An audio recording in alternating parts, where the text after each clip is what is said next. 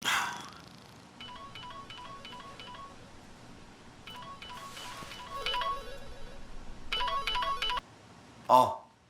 Hi, Nicoy!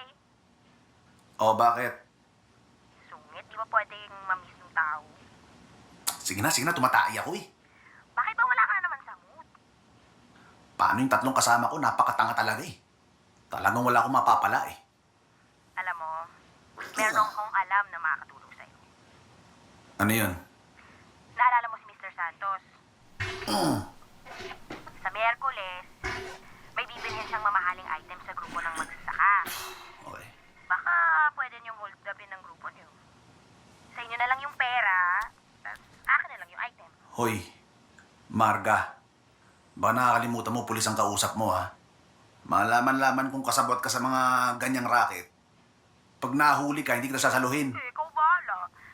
Sinusubukan ko lang naman makatulong. 1,000,000 din yun eh. Malay mo yun yung makatulong para sa mission mo. Ako pa niloko mo. Gusto mo lang yung item. Ano ba yun? Ay, antique lang. Bebenta ko lang din. Iniisip ko kasi, kailangan ko ng pera, kailangan mo ng hold up, panalo tayo pareho. Kung ayaw mo, edi fine. Sige na. Baka hinahanap na ako nung tatlong tangang kasama ko. Baka anong ginagawa. Sige na.